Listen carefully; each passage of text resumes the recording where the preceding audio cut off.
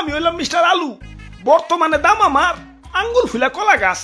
তাই সংবিধান অনুযায়ী আমি এখন এই কাঁচা বাজারের নতুন রাজা।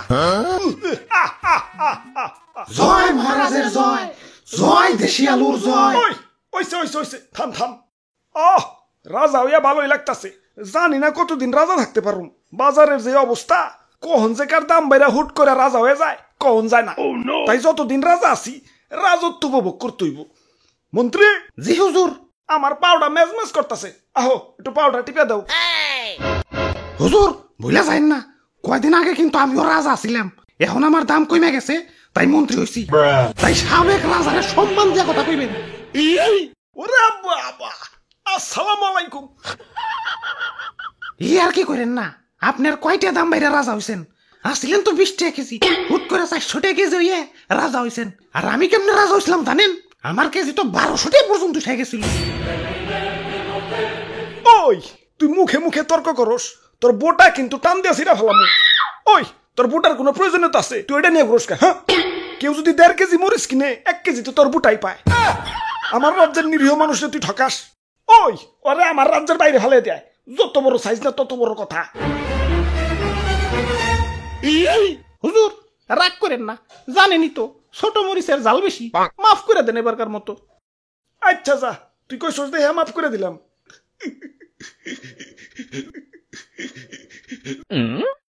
ওই আমার অনেক অনেক ক্ষোভ আছে। আমার দাম যখন স্বাভাবিক আসিল, মানুষ আমার দাম দেয় নাই। যাতা তরকারির সাথে আমার রানছে। ডিম রানবো, আলু দাও। সিম রানবো, আলু দাও। ঘরে তরকারি নাই, আলু ভর্তা বানাও। একটু ইজ্জত ছিল না। গরুর মাংসের সাথে আমার রানলে তাও নিজের একটু বড় বড় মনে হইতো। কিন্তু একদল লোক আবার সেই মাংস থেকে আলু মালু সাইটে রেখে বাইসা বাইসা খালি মাংস খাইতো। এখন আমার সস্তা মনে করস ভালো কথা, এভাবে সাজিয়ে গুছিয়ে গরুর মাংসের সামনে আমার অপমান করার মানেটা কি? আমার কি কোনো আত্মসম্মান বোধ নাই? এখন দাম বাইরা রাজা হইছি, কিন্তু অতীত ভুলা যায় নাই। প্রতিশোধের লেলিহান অগ্নিশিখা এই রক্তে প্রবাহিত। যারা আমার দুঃসময়ে মাংসের তরকারি থেকে বাচ্চা বাচ্চা মারে সরিয়ে রাখছে, আমার অপমান করছে, ওদের আমি কাছে পাইলে ইস কি যে করমু, ওদের আমি শুলে জানাবো। চুপ, এত কথা কিসের? এটা কাঁচা বাজার, মাছের বাজার না। এমনিতেই সকাল থেকে কাস্টমার পাইতেছি না। ওরে বাপুরে, এক কাস্টমার আইসা পড়ছি। দেও এক পা কাঁচা মরিচ দেও। খারাও কাঁচা মরিচ দিবে, মাগার বুটা ফালিয়ে। কিরে এমন হাসতাছে কেঠায়? ওই স্বাগতম আমার রাজ্যে, তোমাগো স্বাগতম। ওরে বাপুরে, আলু দি কথা কয়। তোমার রাজ্য? তোমার রাজ্য মানে? হ, এই কাঁচা বাজারই আমার রাজ্য, আর এই রাজ্যের রাজা আমি। হ্যাঁ, আর কয়দিন আগে আমি রাজা ছিলাম। আর তার আগে আমি রাজা ছিলাম। ওরে বাপুরে, তা তুমি কান্দো কেন?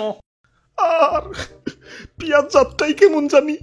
কাটাকুটির সময় কেউ আর হাসি মুখে কাটতে পারে না। কাজের বেটি থেকে জমিদারের বেটি সবাই আমার চোখের পানি ফেলতে ফেলতে কাটে। আমি আমার মায়া মানুষের কান্না সহ্য করতে পারি না। আরে কি কষ্ট। আচ্ছা বুঝলাম, তুমিও রাজা ছিলে, তুমিও রাজা ছিলে। বেগুন তোমার কি অবস্থা? আমি তো সব সময় রাজা, বুঝলে বুঝপাতা, না বুঝলে তেজপাতা। আচ্ছা যাই হোক, আমাকে 2 কেজি আলু দাও। আলুর দাম কিন্তু বাইরে গেছে। 1 কেজি 400 টাকা। 1 কেজি 400, তাহলে 2 কেজি। ওরে বাপুরে, আলু নেওয়া যাইব না। আলুর পরিবর্তে অন্য কিছু নেও। আলুর পরিবর্তে কি নেওয়া যায়? দাদু, আজকে একজনের বহুত মিস করবার লাগছি।